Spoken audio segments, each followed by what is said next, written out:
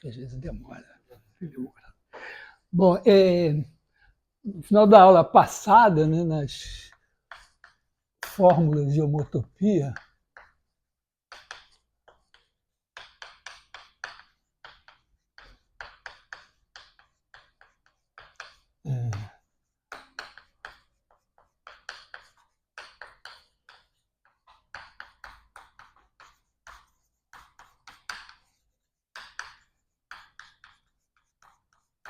e no fim deu um negócio com o sinal trocado. Aí eu fui vendo, aparentemente não tinha erro nenhum, só tinha o seguinte, seguinte coisa. Quando eu fiz, né, supus que M era contrátil. E aí isso significa que existe uma função H, né, de 0,1 vezes M em M, né, que contrai toda a... M é um aberto de Rn, mas estou usando a letra M de variedade, que não é nem de manifold, segundo eu entendi, é de mannigfaltig, uma coisa assim, uma palavra alemã que foi usada pela primeira vez.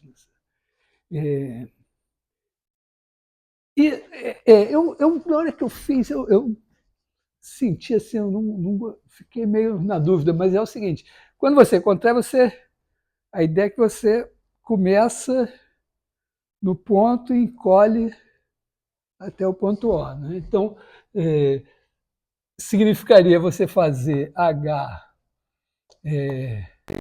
aqui, isso aqui, vamos dizer, a gente vai precisar que ela seja de classe C1, mas... Então, se assim, H de 0x igual a x, e H de 1x igual a um ponto O aqui. Vou botar x0 aqui para... Mas é claro, né, que o mais natural, né, você vir assim, por exemplo, tipo, tem a origem aqui, tem x, então o normal é você fazer h de tx igual a tx, que em 1 está em x e 0. E, de fato, se a gente troca isso daqui, h1x igual a h0x, fica mais... Não é... Isso daqui é como se fosse o Big Bang, né? Você começa no x0 e termina no x. Mas isso dá a fórmula sem aquele sinal menos, né, que tinha feito. Né? Na verdade, é porque isso daqui é um caso particular, né, do H de 0,1 vezes M1 em M2, que é uma homotopia de funções. Né? E quando você dissesse, bom, para cada S você tem HS, HS é uma função de M1 em M2, e HS de x é igual a H de SX. É exatamente como a gente fez homotopia de curvas. Só que como você está fazendo a homotopia de funções de M1 e M2, na verdade, o que você consegue é que se você tem, tipicamente, vamos dizer, uma curva aqui, em M1, em M2 você tem uma homotopia, né? Quer dizer, aqui você tem no instante zero, você tem aqui H0C, que vai ser trazido por H0, H1C, e aqui no meio você tem... Então, a gente já explorou esse tipo de coisa, mas isso, a homotopia transforma um objeto de dimensão K num objeto de dimensão K mais 1, porque você está acrescentando uma coisa assim. Então, a partir daqui, a gente construiu o pH, né? Que o pH é assim, ele é uma... Essa H é uma fábrica de homotopias entre objetos. Qualquer objeto que você tiver aqui em M1, ele vira alguma coisa aqui em M2 e você, no tempo 0, no tempo 1, você tem uma homotopia aqui assim. Então, na verdade, isso aqui age sobre o conjunto de todas as cadeias, de todas as dimensões ao mesmo tempo. Quer dizer, você pega uma C, vamos dizer aqui, esse aqui é o seu B, então aqui você tem C de B em 1, de B em M1, pH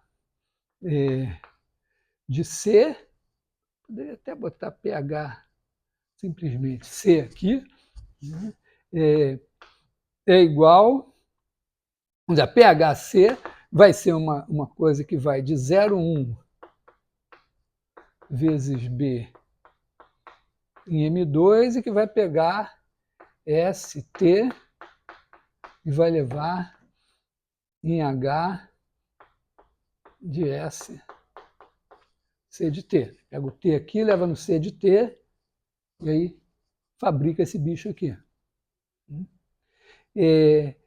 Isso, vamos dizer, a partir daqui a gente, vamos dizer, a primeira fórmula de homotopia, que dizendo, bom, quando isso acontece, o que fica aqui é uma... Você tem aqui um objeto agora de dimensão K mais 1, o bordo tem uma parte que é o H1C, outra parte que é o H0C, e tem uma parte aqui que de alguma maneira veio do bordo do C. Então a primeira fórmula diz o seguinte aqui, o bordo dessa coisa aqui PHC é igual a F1C menos F0C, e aí tem menos um cara que a gente bota do lado de cá, que é o pH do bordo de C. Aqui a gente já criou, a partir disso, um pH sobre cadeias. Quer dizer, se você tem uma soma de objetos simples, né, de blocos singulares aqui, eles formam uma cadeia, e aí você leva cada um para lá e faz uma cadeia K. Aliás, F1 não, é H1, né? H1 e H0. Não é porque eu estava usando o termo F, mas acho que fica mais... Já que eu estou pensando em homotopia, resolvi chamar de H. E aí esqueci de trocar. É aquela coisa, quando você copia e cola, e sempre fica um rastro, né? Alguma besteira que na minha cabeça eu copiei e colei. Mas isso também cria, né? Se você tem um ômega aqui, você tem aqui, vamos dizer, esse aqui é o pH, né? Transforma isso daqui nisso daqui. O ômega tem um pH estrela, ômega, que vai agir aqui, que a gente introduziu, né? Que foi a ideia de dizer assim, não, tudo bem, então eu tenho uma ômega aqui, ômega, né? Aqui é um K bloco. Ômega, uma K mais 1 forma. Então tem uma coisa natural, eu dizer, ó, eu vou fazer o pH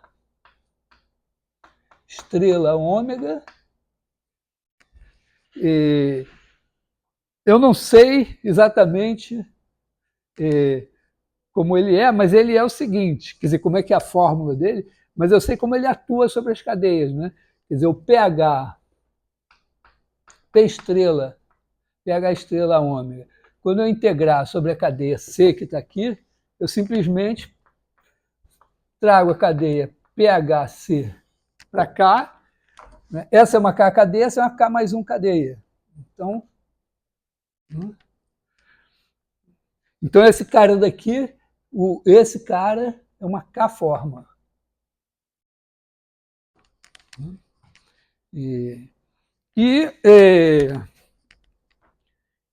Ela tem uma coisa de ser, vamos dizer, esse sinal de adjunta aqui, tá claro, né? Porque o que eu estou dizendo, se eu escrever isso em outra notação, né?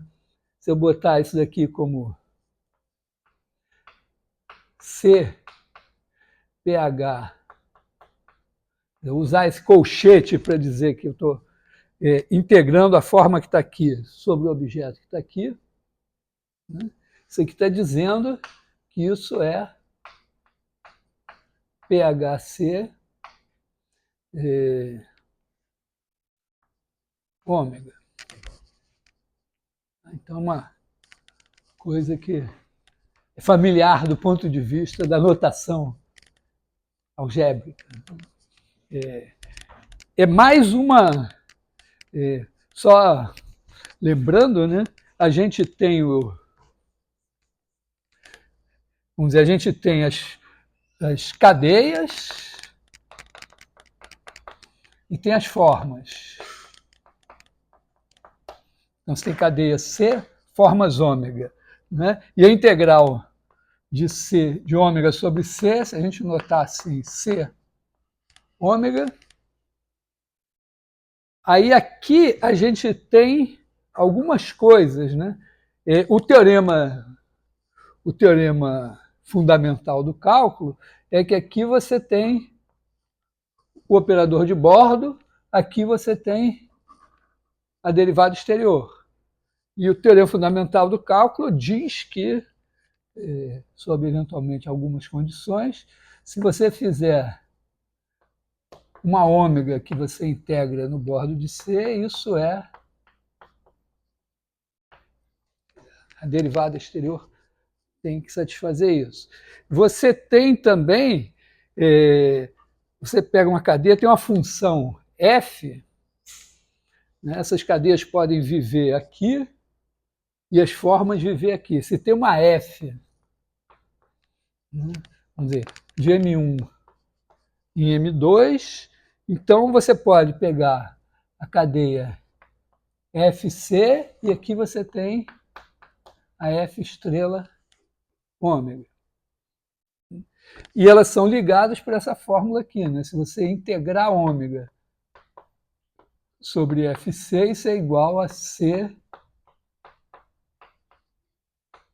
Essa é a fórmula do pullback. Você pode pegar a cadeia aqui, trazer para cá e integrar ômega sobre ela, ou trazer a forma e integrar aqui sobre C. Tem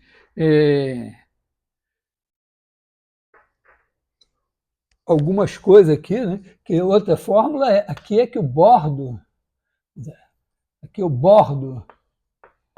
de FC é igual a F do bordo de C. Isso é uma definição, na verdade. E aí isso agora que é menos, mas está implícito na definição da derivada exterior, né? Que a derivada de F estrela ômega é F estrela da derivada de ômega. De certa maneira, eu usei isso na definição da derivada. Que mais que... Esquecendo alguma coisa aqui? Bom, e agora a gente tem essa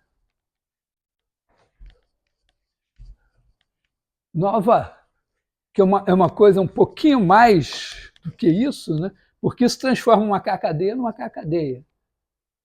Uma K-forma numa K-forma.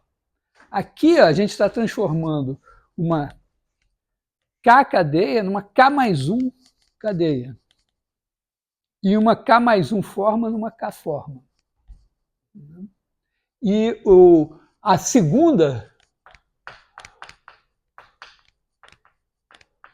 fórmula de homotopia, bom, diz respeito, bom, primeiro que, quer dizer, isso aqui pode estar aqui nessa história, né? Quer dizer, a gente tem aqui o P de 0,1 vezes M1 em M2, e aí a gente tem essa fórmula aqui, né? C,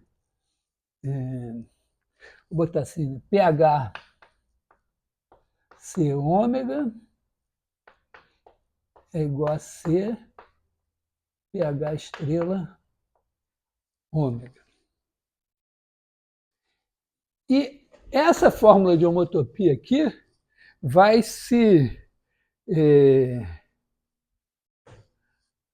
vamos dizer, vai se refletir em pH estrela no sentido que D, vou copiar, vou botar aqui o que parece ser puramente algébrico, intuição algébrica. D de pH estrela ômega mais pH estrela de D ômega tem que ser H1 estrela ômega menos H0 estrela ômega. Vamos ver, do ponto de vista dimensional, esse cara daqui é uma K mais 1 forma, aí o pH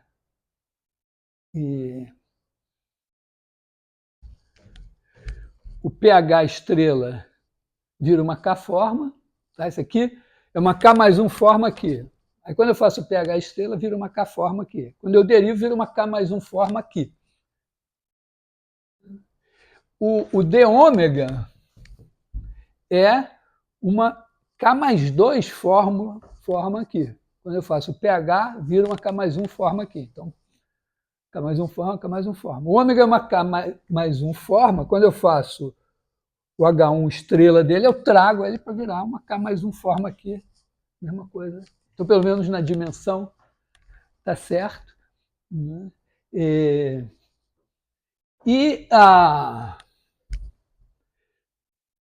Eu vou demonstrar isso. A demonstração disso vocês podem fazer simplesmente escrevendo isso daqui, né? Quer dizer, o que é o D? Como é que isso age sobre uma cadeia C? D de pH estrela ômega atuando sobre uma cadeia C tem que ser igual a pH estrela ômega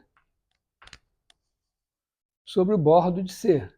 Mas, por outro lado, isso daqui é, pela definição, né, integral de ômega sobre pHC. Quer dizer, na verdade aqui, né? Que eu não posso usar porque tem um D antes. Então aqui você tem que isso daqui é integral de ômega sobre pH do bordo de C. E aí você usa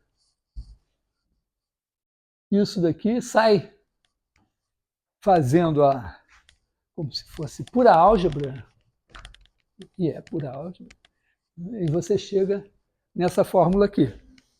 Mas a gente gastou um tempo na aula passada mostrando que... porque aqui eu não preciso me preocupar, tem uma definição, né? Eu tenho essa cadeia C, eu tenho a cadeia pHC, está aqui a fórmula dela. Mas esse cara daqui, esse pH estrela ômega, A gente fez lá a conta e descobriu que isso tem uma fórmula, quer dizer, integral de 0 a, vamos dizer, isso aqui, pH estrela ômega de x em V1 VK. Então, isso aqui é igual a integral de 0 a 1 de ômega de H de SX, calculado em DH ds, pensando assim, isso aqui é um derivado de H em relação a S, vai pegar, vai dar um vetor, né?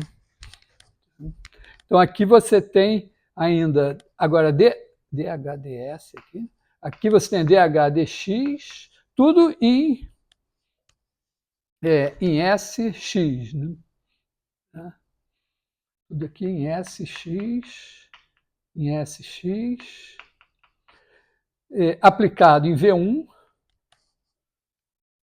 Então, para cada, é como se dissesse, para cada S eu tenho HS, fixei o S. Ela é uma aplicação daqui a aqui, então pega um X aqui, você tem a derivada dela em X, vai pegar um vetor e vai trazer para cá. Então o vetor V1 está aqui, ele vai vir para cá. DH dx em SX VK. Então eu tenho K mais 1 vetores ds. E essa forma aqui, então, ela corresponde exatamente a essa coisa que eu defini assim abstratamente. Então, para isso, está claro que, na minha definição, eu preciso das derivadas de H. Então, a hipótese do H CC1. Mas o que é interessante é que, se eu já queimei as derivadas de H na definição desse bicho, se eu quiser derivar isso de alguma maneira, eu vou precisar de derivadas segundas de H. Mas na nossa definição não, porque usando isso daqui, essa fórmula aqui funciona bonitinho. E o que a gente fez aqui, então tem essa coisa bonita aqui assim, né? Geralmente isso não é muito enfatizado nos textos, não seja nenhuma novidade. É mais enfatizado que a derivada exterior tem certas propriedades. Então, o fato é que aqui a gente tem um caso particular dessa situação. Não é porque eu tenho H01 de M em M. Então, eu posso pegar... E aqui, olha, repara, tem uma coisa... Se eu pensar essa H aqui... H1... H1 é a identidade. Então, eu estou levando... eu boto 1 aqui, eu estou levando x em x. Então, quando eu faço a forma...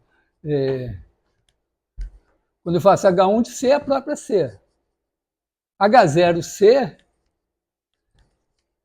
é uma curva limitada a zero. Então, se eu não tiver com zero formas, isso aqui é zero.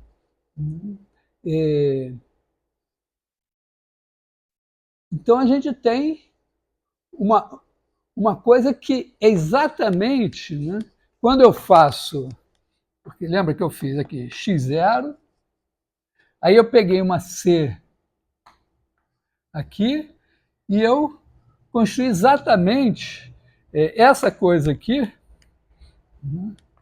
Eu tenho aqui vamos dizer, o meu B, aí eu boto aqui 0, 1, crio uma coisa assim que é o 0, 1 vezes B, e eu parametrizo isso daqui como? eu faço ST e eu levo em H de S C de T. Parametrizar esse negócio aqui, que foi exatamente o que eu fiz aqui. Quer dizer, estou usando exatamente essa construção daqui, só que com M1 igual a M2 e H0 restrito a um ponto, H1 identidade. E eu disse, essa coisa aqui, né? Então eu defini agora, eu disse, a minha forma eta, eu vou fazer a integral sobre C de eta como sendo a integral sobre essa coisa aqui, né? Que eu chamei aqui de HC, mas esse daqui, na verdade, é o PHC, com essa definição. Então, estou dizendo que é o PHC de ômega. Significa que esse cara daqui é o PH estrela ômega.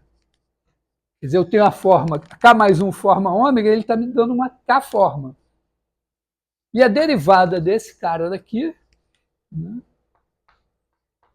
PH estrela ômega, por essa fórmula aqui, espero que esteja certo, PH estrela de ômega é igual a H1 estrela ômega é a própria ômega, porque a H1 aqui leva o cara nele mesmo. Então, isso aqui é ômega e essa coisa daqui, a derivada disso é zero em todos os pontos. Então, quando eu fizer o pullback, vai dar zero. Você tem menos zero. Só que aqui nessa coisa eu estou interessado em achar, né? Eu quero eta tal que d eta igual a ômega. E a minha hipótese, para isso ser possível, como eu sei que a derivada segunda dá zero, eu tenho ômega tal que d ômega igual a zero. Então esse bicho aqui é zero. Isso aqui. Então ganhei de graça pelas coisas lá que a derivada desse cara é esse.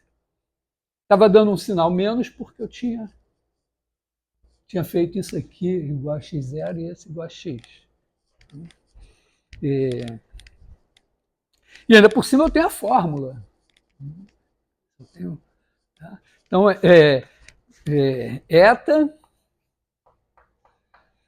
eta de x em V1 VK é igual a integral de 0 a 1 de ômega de H de SX em DH ds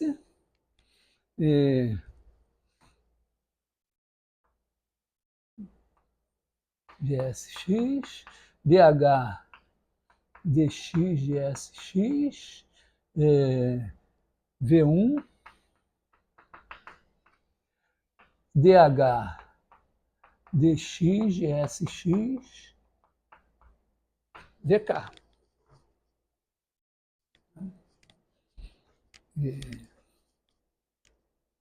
Então, isso é absolutamente geral.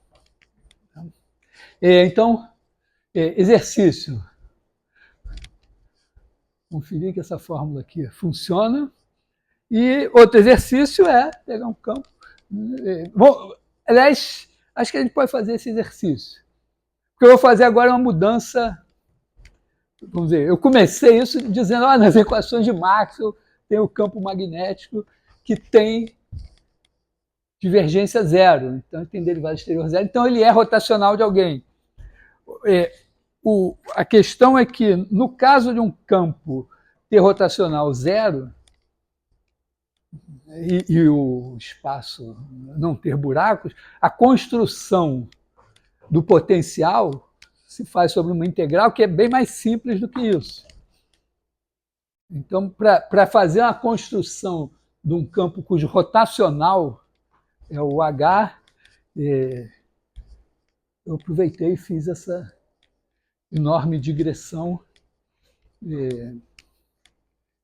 que pode ser que algum dia vocês estudem isso mais para frente, aí vão olhar, de repente vão estudar com alguém que pensa assim também, mas pode ser que não, aí você, tem um vídeo lá, me lembro que eu fiz isso, agora eu vou entender. Eu acho assim que as coisas talvez mais importantes são aquelas que você não entende direito e você fica anos ruminando, você diz, não, aquilo quase entendi, eu não sei, né? Então vou deixar isso aqui. E vou, tomara que eu tenha decorado essa fórmula.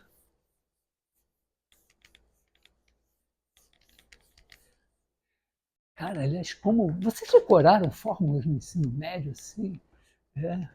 Eu olho assim, fórmulas e tal, né? As pessoas aprendem a fórmula de Bhaskara. Imagina, para que alguém que não vai ser matemático, físico, estatístico, talvez, assim, precisa saber a fórmula de Bhaskara. Aí as pessoas decoram a fórmula de Bhaskara e terminam o ensino médio sem saber frações. Que todo mundo precisaria saber. Eu acho que devia, vamos dizer, fazer a revisão de frações. Porque minha filha está aprendendo agora a fórmula de Bhaskara. E teve lá tem não sei quantos tipos de equação do segundo grau incompletas. Tem que saber os nomes. Eu nem lembrava disso. Mas, enfim, bom. Então, vamos olhar para as equações de Maxwell.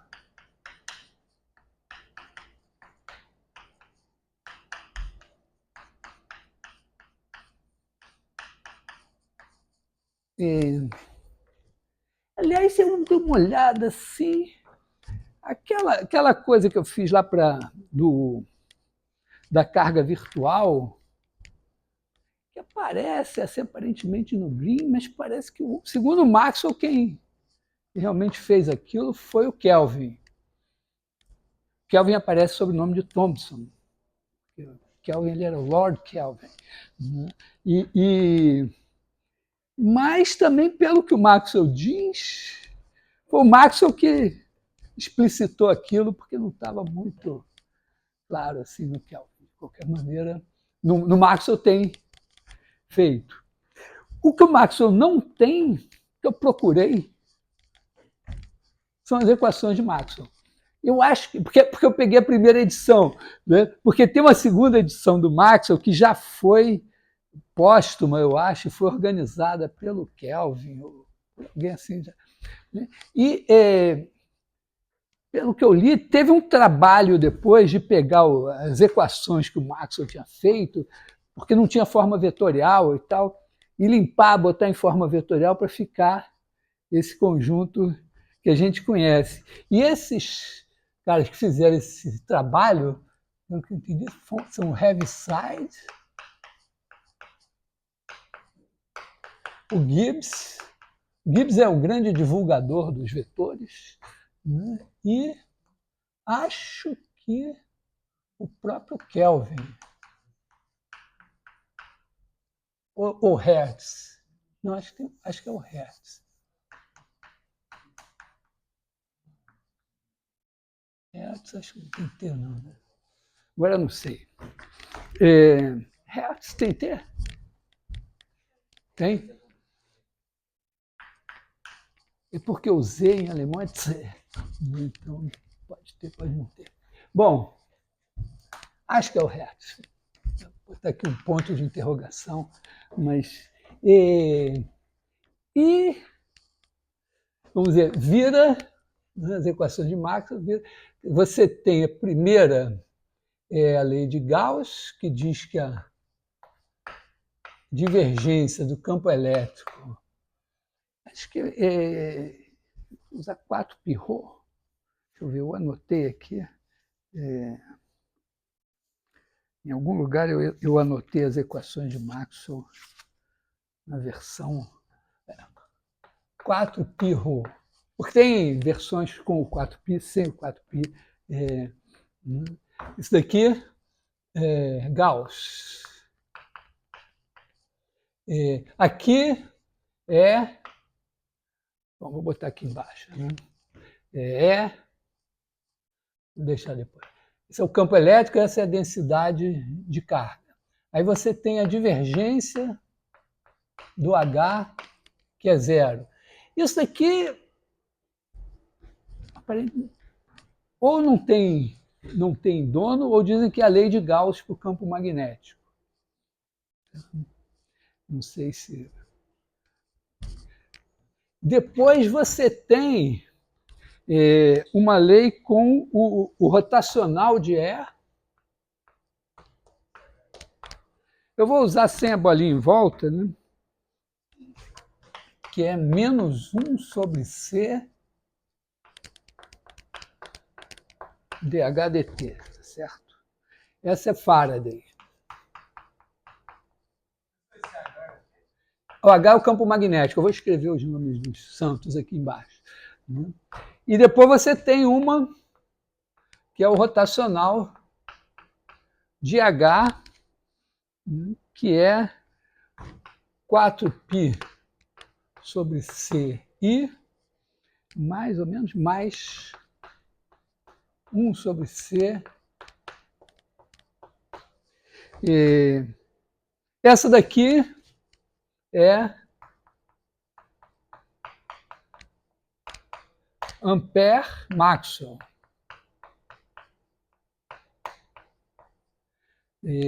Aqui é o seguinte, o Ampère não tinha isso. O Maxwell disse, não, está faltando esse bicho aqui. Porque essas leis vieram no meio da eletrostática.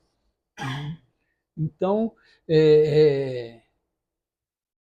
essa daqui é nossa conhecida na eletrostática. Mas na eletrostática, o campo elétrico é gradiente de alguém. Tá? Meio que fez parte do nosso estudo aqui. Então, isso aqui seria zero. Significa que a coisa é mais complicada do que supunha Coulomb e tal. E também, na eletrostática, isso aqui é zero. Então, a lei de Ampère era assim. Né? Mas, assim como aqui podia ter alguma coisa e não tem, aqui podia não ter. Né? Então, aqui, vamos dizer, E é igual ao campo elétrico, H. Eu vou dizer barbaridades em termos de física, tá? Porque tem umas diferenças do significado físico. Então, tem hora que esse H às vezes chama B, e H e B não são necessariamente a mesma coisa, tem uma constante que multiplica, tem outro significado físico. Eu realmente não sei a física desse negócio, então, mas recomendo fortemente que vocês façam um curso de eletromagnetismo na física, que é o melhor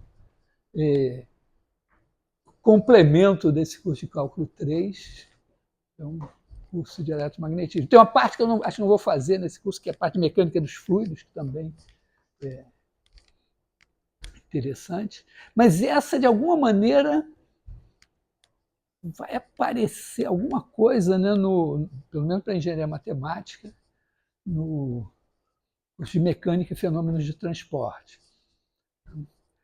E, ainda mais, né, assim como um bom cálculo 3 é o primeiro curso de equações a derivadas parciais, segundo meus colegas da física, um bom eletromagnetismo é o primeiro curso de relatividade. Então, E é o campo elétrico, H é o campo magnético, sujeito a correções pelos físicos dessa nomenclatura.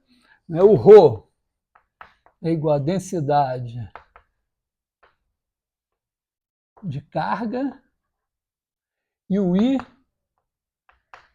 é a densidade de corrente.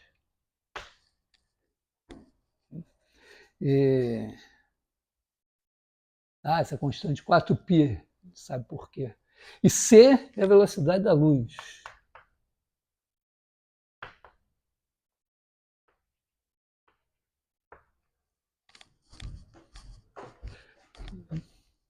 E ela está aqui como uma constante, ela é uma constante. Tá? A relatividade já está aí.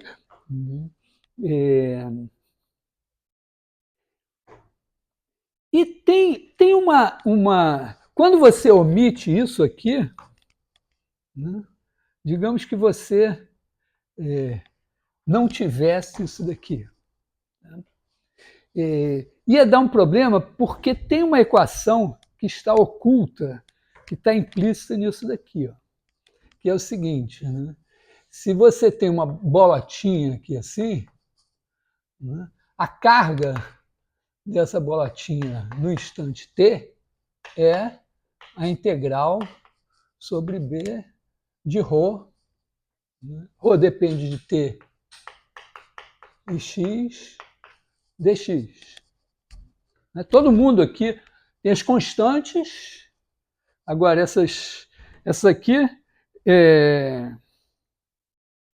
são as... Bom, a velocidade da luz é constante, né? Π também. O I, não necessariamente, né? Tá? Você tem isso aqui. Mas se você fizer, então, Q' de T, isso é derivada de ρ em relação a T de Tx. Tá? Tem sempre um negócio aqui, C1, né? Essas derivadas dentro da integral são coisas do seguinte tipo, né? Você faz Q de T mais H menos Q de T divide por H, isso é integral sobre B de ρ de T mais H x menos ρ de Tx sobre H. E agora é meio mágico assim, quando H tende a zero, isso tende para esse aqui, esse daqui tende para esse daqui. Mas a gente sabe que,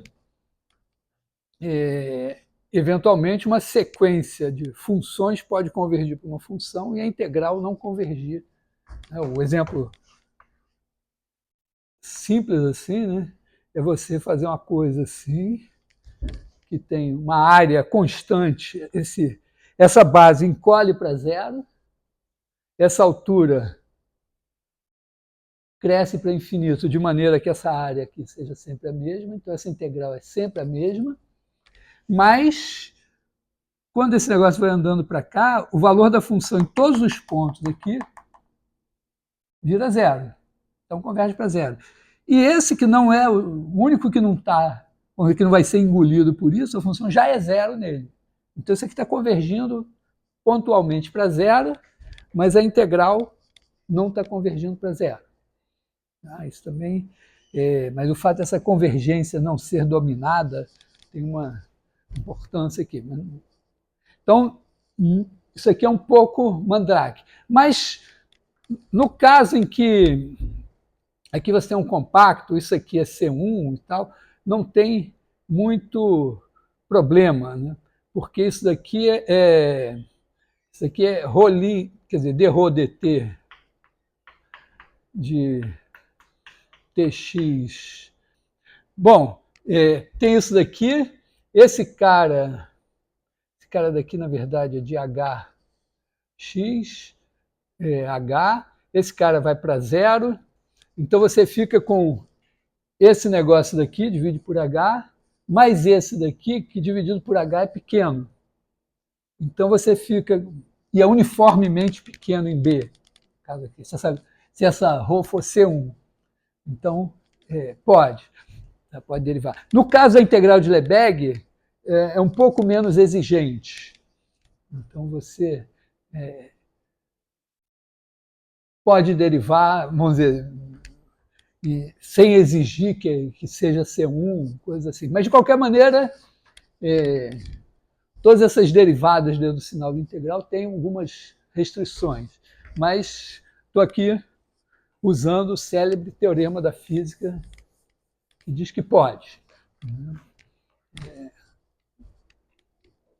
Então, você tem isso aqui. Mas, ao mesmo tempo, aqui, as cargas estão andando. Tem a corrente. Né? Corrente, que é a densidade de corrente aqui. I.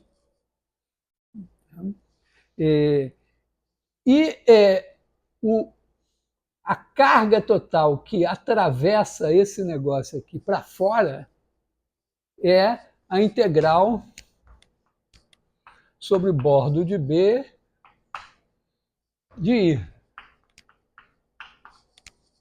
Mas isso daqui é a carga que sai menos a carga que entra, porque por convenção a minha normal é sempre exterior. Então, Q' de T é igual a menos isso. O que significa que se eu somar esse com esse, né? Aliás, e isso daqui, aí entra o teorema da divergência, é igual a integral sobre B da divergência de I dx. Aqui. Então, você tem menos, né? Então, você tem o quê? Você tem a integral sobre B de dρ dt mais a divergência de I igual a zero.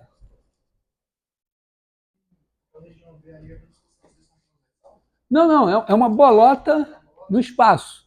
Tem uma bolota no espaço, tem a carga ali dentro. Né? A carga que tem ali dentro, por definição de densidade de carga é a coisa que você integra sobre B para saber qual é a carga que tem em B. É que nem a densidade de probabilidade. A vantagem é que essa densidade de carga pode ser negativa. Né? E pode ter integral infinita, inclusive. Então, só passar por isso aqui no cálculo 3 já dá uma vantagem você no curso de probabilidade. Você sabe o que você está fazendo quando tem uma densidade de probabilidade. Então, é isso, tá? Ao mesmo tempo, a carga em B só pode estar variando se não está havendo reações nucleares, sei lá, coisas, um nascedouro de elétrons lá dentro e tudo, né? Só pode estar variando porque a corrente está passando e está entrando carga e saindo carga. Então, essa integral no bordo de B da densidade de corrente é que vai me dar a carga que está saindo menos a carga que está entrando. É exatamente isso daqui. Tá? Tem sinal menos porque, pela convenção, isso é positivo quando sai. E aqui eu aplico o teorema da divergência. E aí, com isso, eu tenho isto aqui. E isso vale em qualquer B do espaço. Então, a gente diz, bom, se isso aqui é contínuo, então tem hipóteses implícitas aqui, esse negócio é zero. Então, a gente tem uma equação aqui oculta, né? Equação é a equação da continuidade.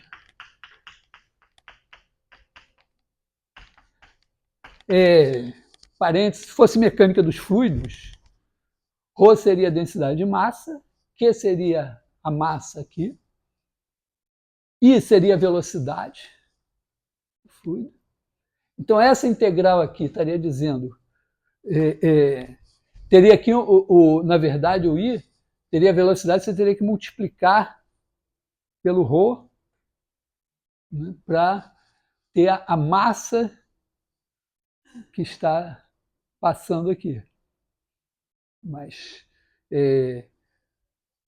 tirando isso, né, você teria exatamente a mesma coisa. Aqui, em vez disso, seria ρv. Tá? Bom, então você tem essa equação da continuidade aqui, que é dρ dt mais divergência de I igual a zero. Repare que essa conecta esse I aqui com esse E aqui, né?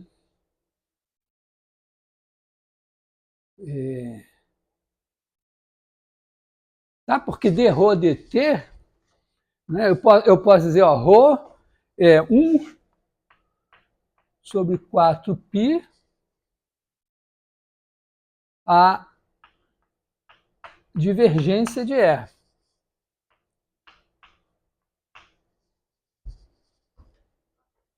Então aqui eu já estou fazendo uma derivada segunda, né, porque aqui tem derivadas primeiras, pensando em termos de essa definição usando derivadas. Então isso daqui seria a divergência, eu posso trocar a ordem das integrais, a divergência de 1 sobre 4π dE dt. Então isso aqui está dizendo, né, que a divergência de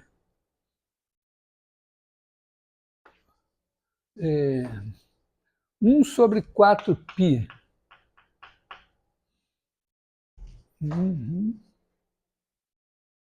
certo. Bom, de 1 sobre 4π dE dt mais I é igual a zero.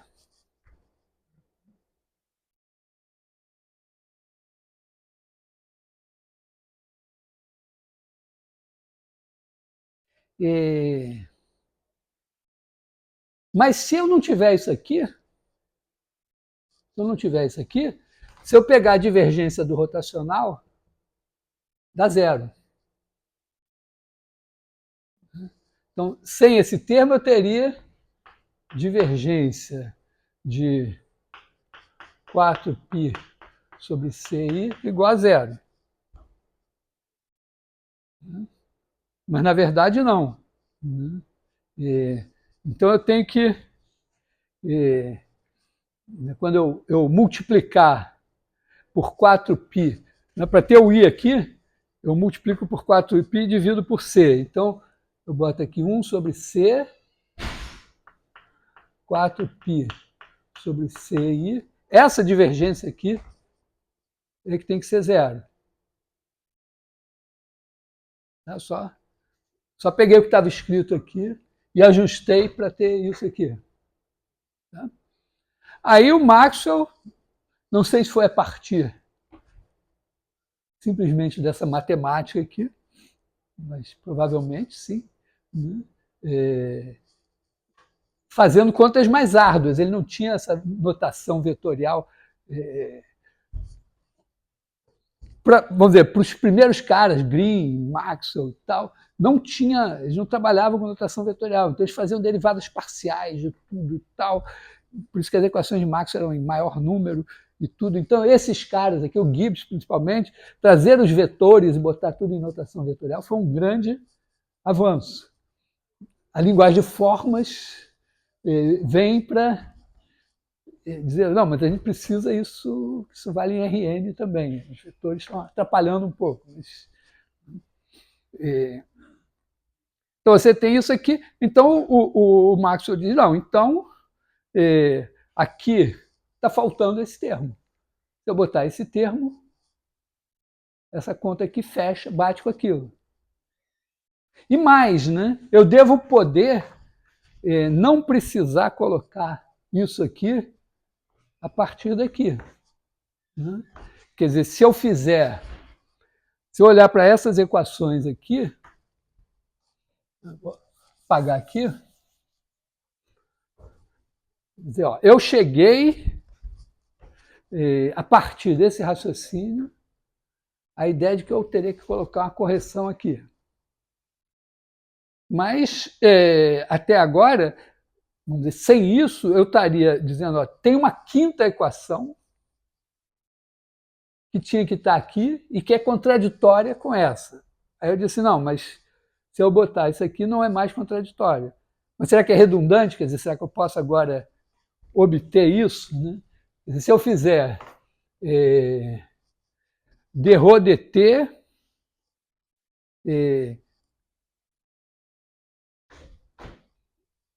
certo? Aqui, ó, daqui eu tenho, pegando a divergência,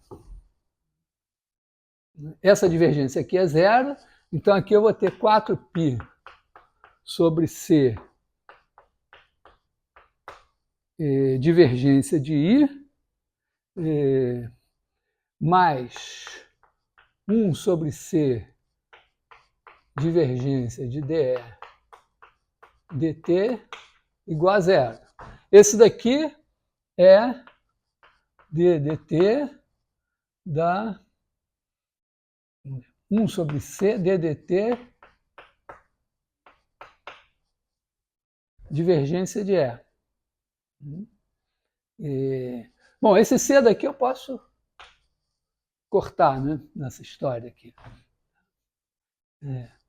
Isso daqui é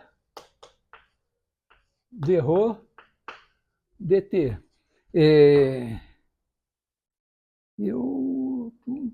Faltou. Ah, não, é 4π, divergência de é 4π derro dt. Então, eu estou exatamente com 4π sobre c, digamos assim, né? Derro dt mais divergência de I igual a zero. Eu recupero essa daqui. Então, eu posso ficar com essas 4 equações e essa daqui está incluída. Tá? Porque essas coisas têm significado e essa equação tinha que ser satisfeita. Então, a solução do Maxwell ele resolveu a contradição, mas não só isso, ao resolver, ele eliminou a necessidade de colocar essa equação aqui, ela já se deduz daquelas. Qual era a contradição? A contradição é que se eu não tiver esse termo aqui, quando eu pegar a divergência aqui, a divergência do rotacional é zero. Então a divergência de I seria zero. Mas a divergência de I não é zero, ela é menos derro dt. Então quando eu coloco esse cara daqui, na verdade eu estou colocando o derro dt que está faltando daquela equação ali. Ele vem dessa equação. Tá? É uma coisa meio... acho que qualquer texto de eletromagnetismo, alguns de cálculo, vão te contar essa história. Ó, tá, a grande contribuição do Maxwell foi colocar isso aqui. Porque as equações, assim, essa já era do Gauss, essa daqui, acho que era experimental, não sei, tal, todo mundo sabia. Isso aqui é o Faraday, isso aqui era o Ampère. Não tinha essa parte aqui, então o Maxwell incluiu isso. E vamos dizer, montou o quebra-cabeça, depois com a ajuda dos seus sucessores. Tem uma coisa que eu acho que vale a pena observar disso daqui, né? Porque eu estou fazendo contas com derivadas. Meio que assim, o Newton, ele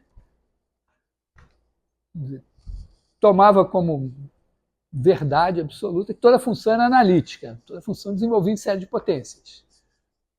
Ele, função desenvolvia em série de potências. E ele usava isso para calcular e tal, embora ele, se precisasse, ele dava um jeito de fazer sem. Aqui estamos assumindo que tudo tem derivadas quantas for necessário. Mas eu suspeito que experimentalmente você não tem essas coisas assim. O conceito de derivada é um conceito assim tão colado em velocidade que praticamente, sei lá, você não consigo falar de derivada sem falar de velocidade. Então, mas aqui que você tem da lei de Coulomb, você tem, na verdade, né, que o fluxo, você bota uma carga aqui, o fluxo através da superfície é 4π vezes a carga. E daí você extrapola, faz uma série de coisas e tal, e diz que, bom, tudo bem, se o campo estivesse mexendo, a carga se mexendo, continua isso. Isso daqui também, você não. Como é que você mede o rotacional? Não é muito simples, né? Provavelmente aqui você tem, você meça o fluxo do campo, né? O rotacional de, sei lá, você tem uma curva, né? O que provavelmente você consiga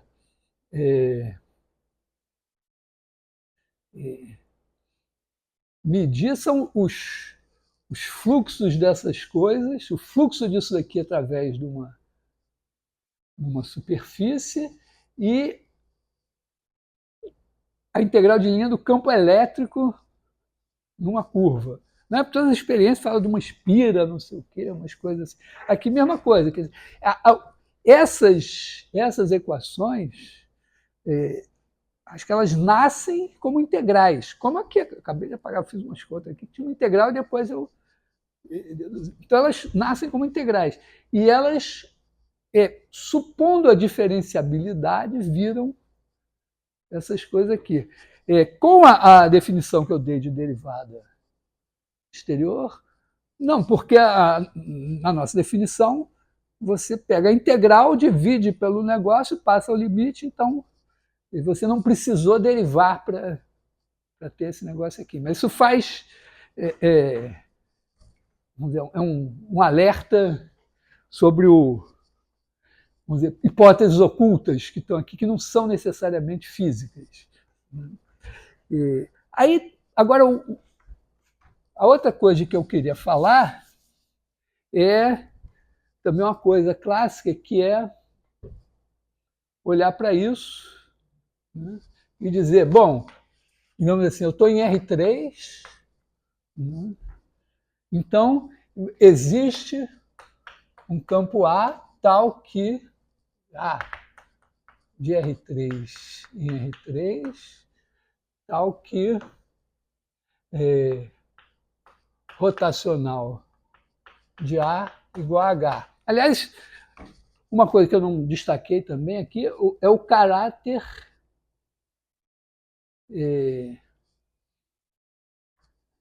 o termo que eu vou usar, eu ia dizer bissexual, não sei.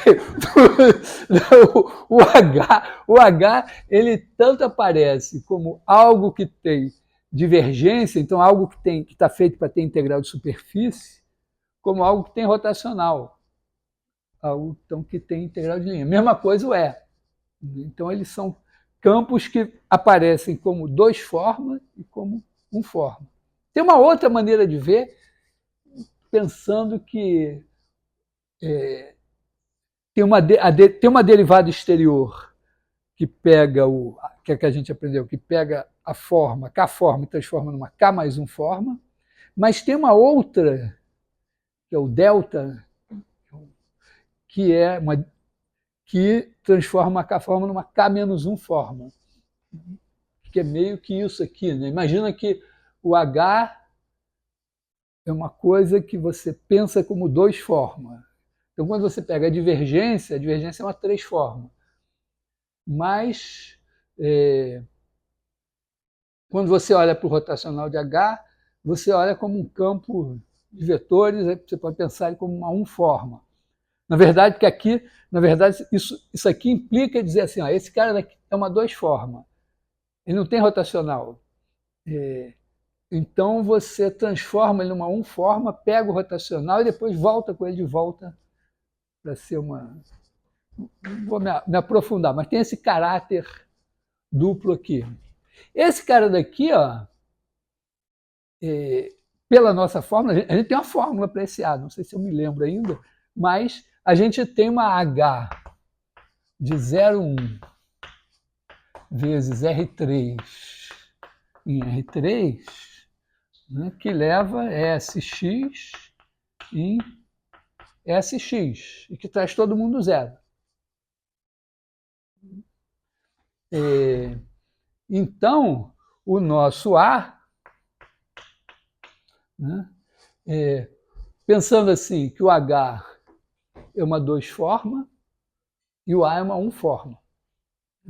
Então, o nosso A de X em V tem que ser dada por aquela forma, a integral de 0 a 1 de H de SX, né, aplicado em DH ds, vírgula, DH dx em V. ds. DH ds é x, né? DH dx é S, então seria x SV, se não me engano. Então você tem aqui, você tem a fórmula.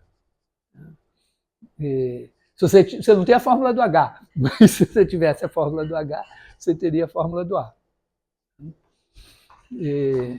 Aliás, um exercício é fazer alguma coisa desse tipo, supondo o campo dado por uma carga na origem, né? O campo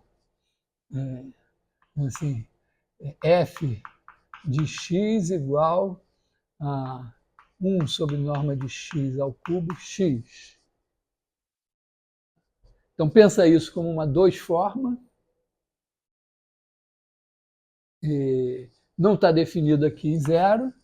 Então você tem que tirar alguma coisa do seu espaço para ele poder ser contrátil. Uma ideia é tirar, digamos, o eixo do Z e pegar aqui o 0, 0, menos 1 e contrair todo mundo para cá, jogar aqui e achar o cara.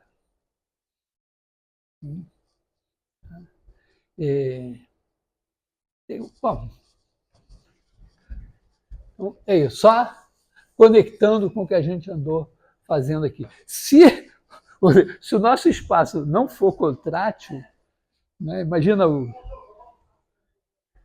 físicos lá, de repente, diz, não é nada disso. O espaço, esse espaço não só não é euclidiano, como é uma variedade que não é contrátil. Fecha em alguma volta assim. Tá?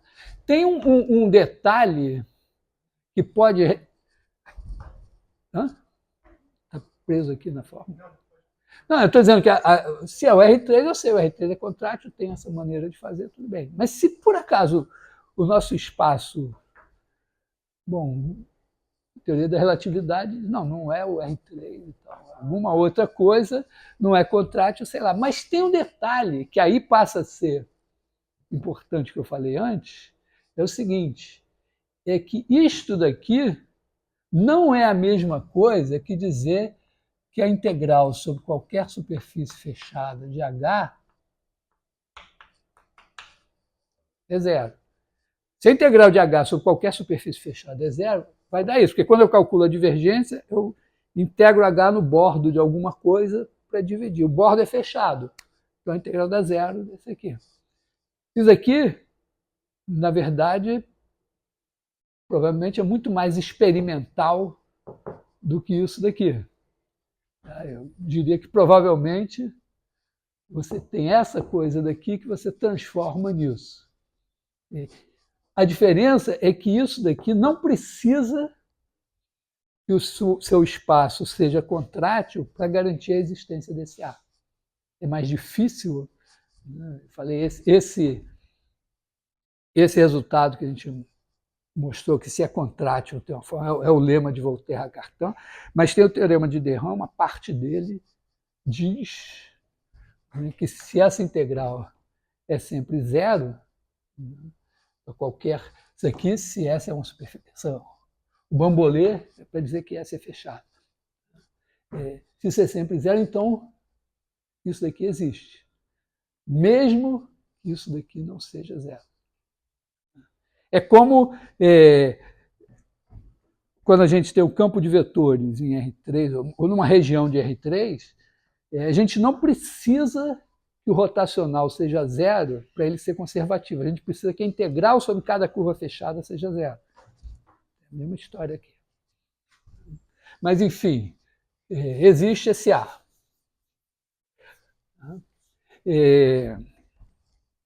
Então, a gente pode jogar esse A em alguns lugares. Assim, uma coisa, né?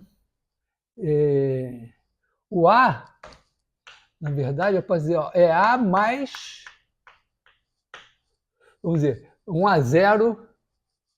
Né? Qualquer A zero que eu achar que me dê isso, se eu somar um gradiente, o rotacional do gradiente dá zero. Então, esse cara não é único. Isso é importante porque a gente vai fazer umas contas e a gente precisa ajustar depois isso para ter alguma coisa. Acho que a primeira. Deixa eu ver. Eu acho, talvez a primeira coisa aqui, né? Então, se você tem aqui a divergência, o rotacional de E é igual a menos 1 sobre C, a derivada em relação a T do rotacional de A. Eu posso trocar a ordem da integral e dizer que o rotacional de E menos 1 sobre C de A dt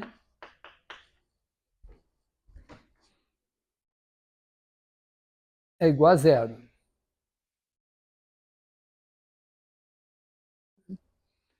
E isso daqui significa que esse bicho daqui é um gradiente. Pelo mesmo, esse é mais fácil para a gente, mas está na mesma categoria. Que também, se tiver buracos esquisitos no espaço, se eu simplesmente disser, não, o que vale aqui é que essa integral sobre qualquer curva fechada está dando zero. Bom, então a gente também pode dizer, ó, o E menos 1 sobre C dA dt é igual ao gradiente, a gente bota menos gradiente de uma φ. Porque o rotacional é zero, então ele é gradiente de alguém, o meu espaço não tem problemas. Então, eu mexi aqui. Eu tenho que olhar para cá agora, né? Então, daqui eu tenho que o rotacional do rotacional de A é igual a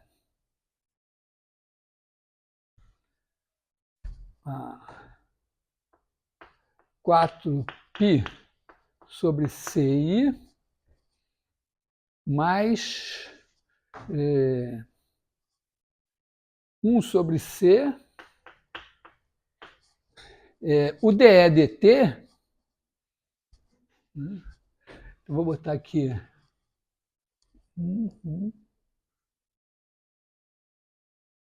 Aqui eu passei esse cara daqui para o lado, passei errado, né? Ou não?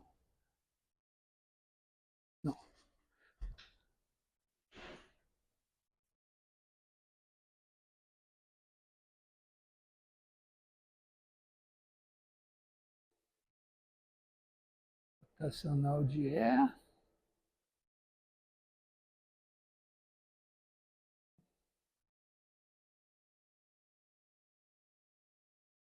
Aqui era mais, né? Certo? Eu passei para cá, então aqui é mais.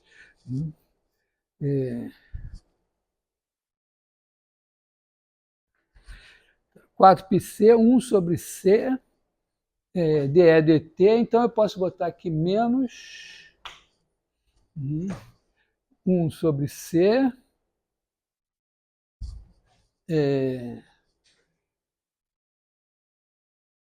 acho que eu vou botar assim, menos 1 sobre C dA dt, menos gradiente de φ, ou menos isso daqui. Ver se eu não... Se eu errar contas aqui, está tudo errado. Bom, agora esse negócio daqui tem uma fórmula. Os físicos sabem várias fórmulas com produto escalar, produto vetorial, rotacional, divergência e tal. É uma fórmula que é o seguinte: se você calcular, pegar o Laplaciano, isso aqui é um campo, mas se você fizer o Laplaciano de A, isso é igual ao gradiente da divergência de A menos o rotacional do rotacional de A. Vou ver se eu estou com a minha fórmula certinha aqui.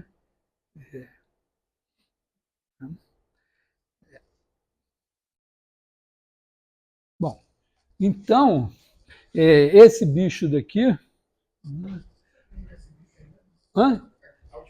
Essa daqui? É porque eu peguei e vim aqui, ó. Então eu substituí H pelo rotacional de A. Substituir daqui é igual a menos 1 sobre C dA dt mais gradiente de φ.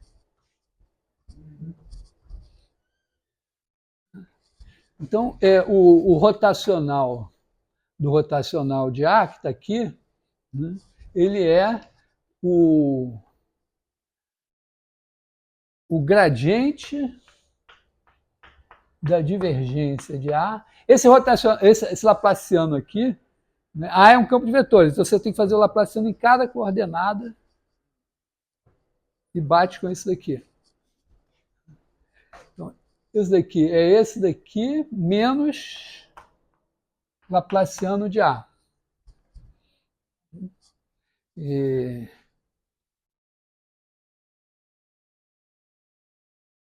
É igual a... Bom, tudo certo aqui. 4π I sobre C menos... um gradiente aqui.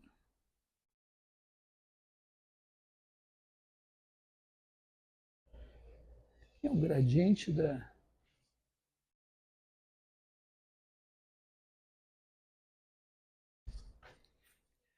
Assim, aqui eu tenho menos 1 sobre C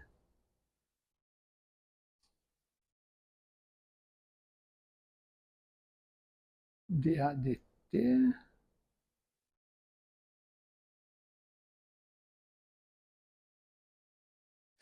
Peraí.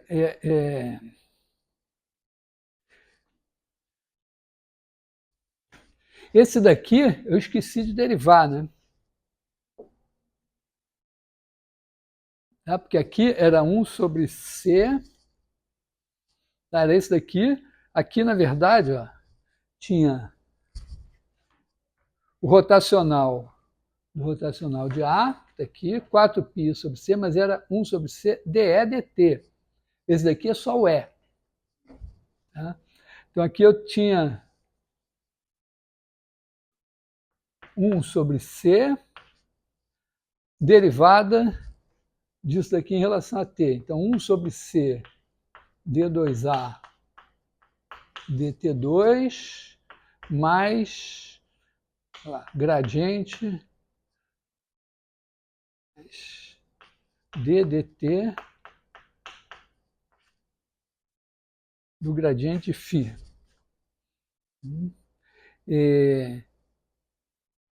Então,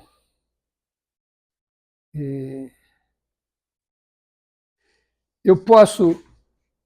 Porque aqui eu estou enxergando uma coisa, estou aqui aqui eu tenho 1 sobre C2, D2A, dt2, mais, vou botar assim, menos 1 sobre C, gradiente de dφ dt.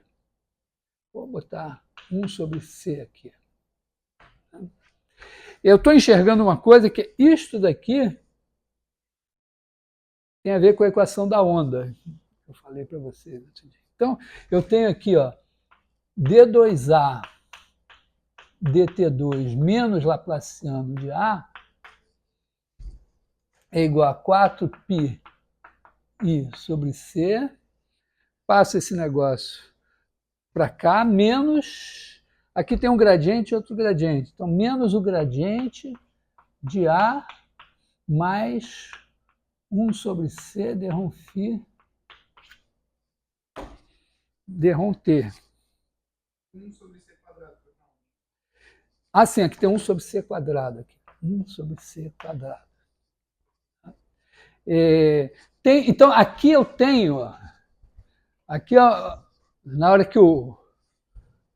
Acho que foi o Maxwell que fez isso também. O Maxwell faz isso, ele olha e... Opa, porque isso daqui... dρ2... Ou, sei lá, quem o sucedeu... menos... posso botar assim... Está multiplicando por C2 aqui. Isso é uma equação de onda homogênea que tem aquela coisa que eu falei na vez passada, a equação de onda, que tem esse termo daqui, que é a velocidade de propagação. Então, aqui tem alguma coisa que tem onda se propagando na velocidade da luz. Entendeu? Quer dizer, aqui você está manipulando as equações de Maxwell e tem alguma onda se propagando. Não precisa ser, vamos dizer, não vai ser igual a zero, porque vai ter essa coisa aqui.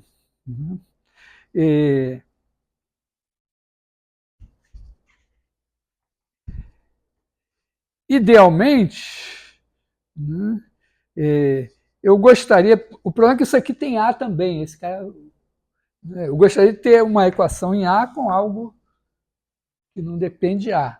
Então, eu gostaria que isso aqui fosse zero. Deixa eu ver se eu estou com o termo certo aqui, que eu cheguei no... as contas aí.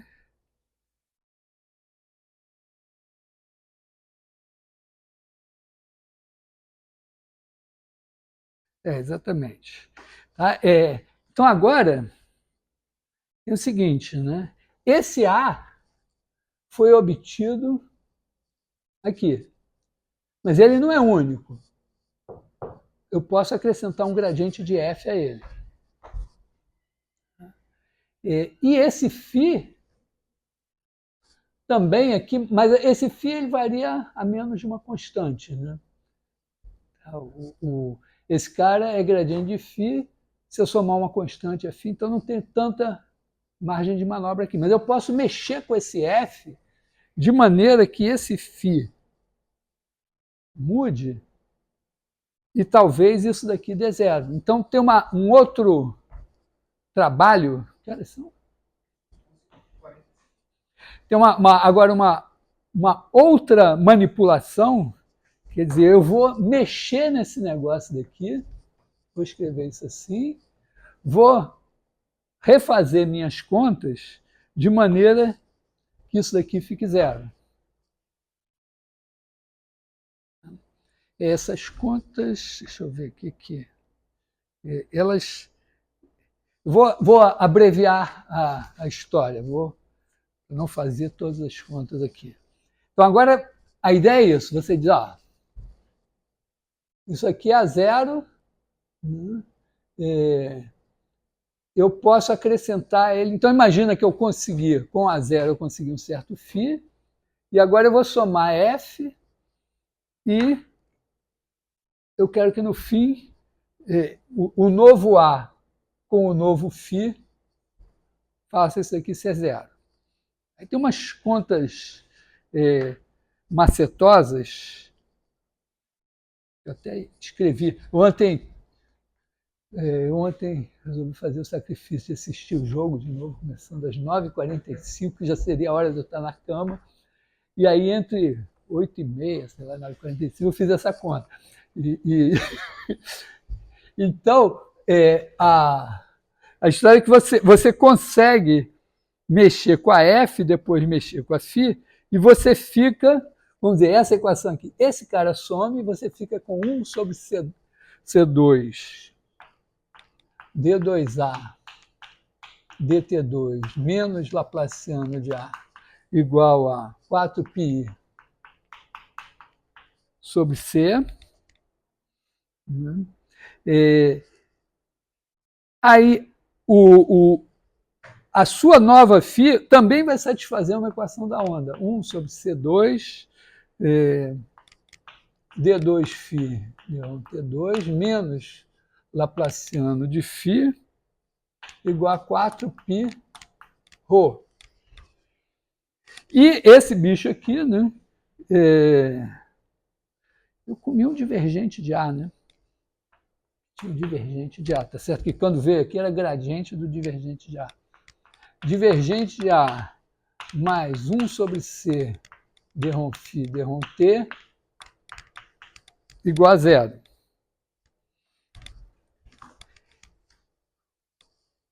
A coisa é meio assim, você pode dizer, olha, então, eu posso, em vez de pensar que eu tenho um campo elétrico e um campo magnético, eu tenho um A, que é uma espécie de potencial vetor.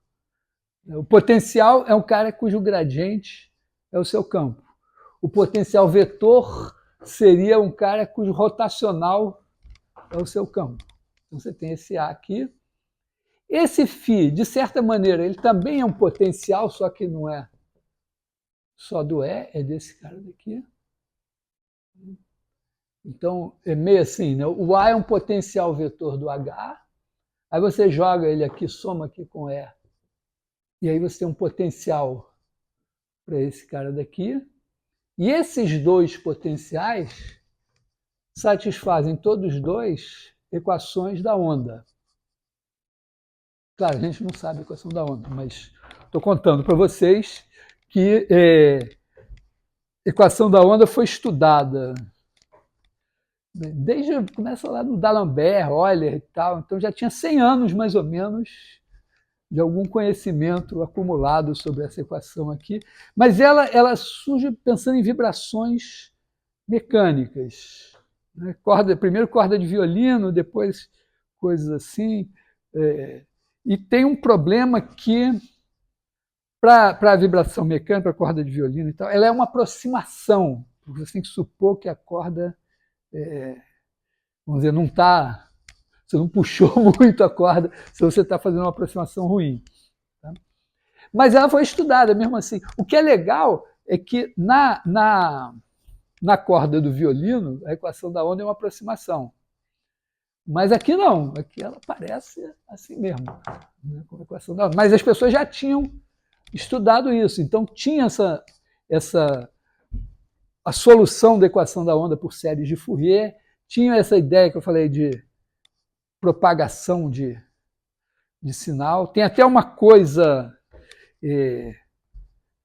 curiosa de dimensão par, que é o seguinte: você tem, se você pensa assim, você tem onda unidimensional, onda bidimensional, onda tridimensional. A onda unidimensional e a onda tridimensional, elas passam. A brincadeira é, eu falo, vocês ouvem e o som vai embora. Mas a onda bidimensional, ela deixa um rabicho. Então, se o nosso som fosse bidimensional, cada vez que alguém falasse, ia ficar toda a vida um ruídozinho sobrando. coisa assim. Mas então tinha muita coisa já estudada. E aqui é outra coisa para você ir atrás do professor de física, ele dizer, essas ondas, então, eletromagnéticas, porque, quer dizer, se esse ar está em ondas, né, o rotacional dele também estará em ondas. Né? Então, o campo magnético estará em ondas. E também o campo elétrico. Né? E o fato é que você pode supor isso daqui, e daqui você dizer, vamos dizer, eu dou a intensidade e dou a densidade de corrente, a densidade de carga, dou essas equações e aí você define, né? Define H igual a rotacional de A. É isso daqui. É igual a menos 1 sobre C dA dt mais gradiente de φ. Então, eu defino o campo magnético, o campo elétrico, a partir desses dois caras aqui, né? Satisfazendo, esses caras satisfazem isso aqui, e jogo aqui e vou ter as equações de Maxwell. Então, você poderia tirar as equações de Maxwell desse negócio daqui. Assim como também aqui, você poderia, né, pegar essas duas equações aqui assim, né, dizer, olha, tem o campo elétrico e o campo magnético, eles satisfazem isso daqui. Aí eu defino a carga por essa equação. Tá? E defino a densidade de corrente por essa equação, porque se eu tenho esses dois caras, eu tenho esse. Se eu tenho esse cara, eu tenho esse. Então, também é a possibilidade de pensar assim, o que existe é o campo elétrico e o campo magnético. Não é a carga que gera o campo elétrico. A carga é a divergência do campo elétrico. É como dizer, não é a massa que gera o campo gravitacional. A massa é uma coisa que modifica o campo gravitacional, de certa maneira. Então vamos dizer, eu toscamente fiz alguma matemática aqui, mas tem um monte de questões físicas envolvidas nessa história, né, que dependem de você, vamos dizer, ir mais fundo na física do que simplesmente pegar pedrinhas e jogar, dizer, trajetória e tal, parabólica, não sei o quê. Então, inclusive, isso, vamos dizer, isso que dá uma certa densidade a essa análise vetorial toda, porque tem uma física que precisa vamos dizer, desses conceitos para ser formulada, e é uma física relevante. Propaganda, os alunos de engenharia matemática têm que ir lá na física, têm que fazer a física e sofrer, mas o objetivo e os da matemática vão dizer, olha, se você não for na física, vai faltar alguma coisa para você. Então,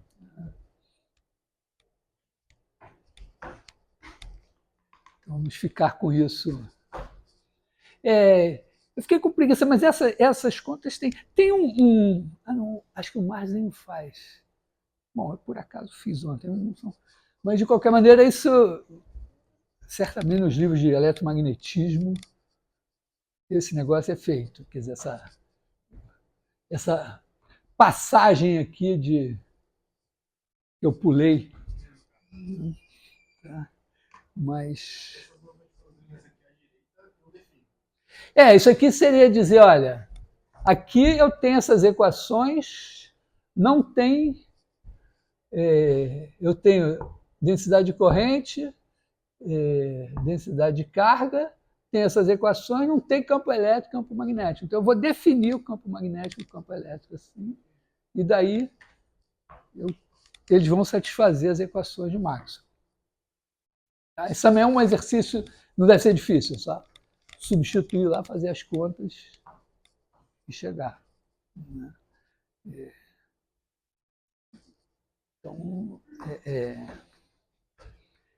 mas significa também isso, quer dizer, que você, partindo das equações de Maxwell, existem esses seres aqui que dizem que o campo elétrico e o campo magnético se comportam de uma certa maneira. Né? Porque se ele é o rotacional de A e o A satisfaz a equação da onda, o H está amarrado numa equação de onda aí.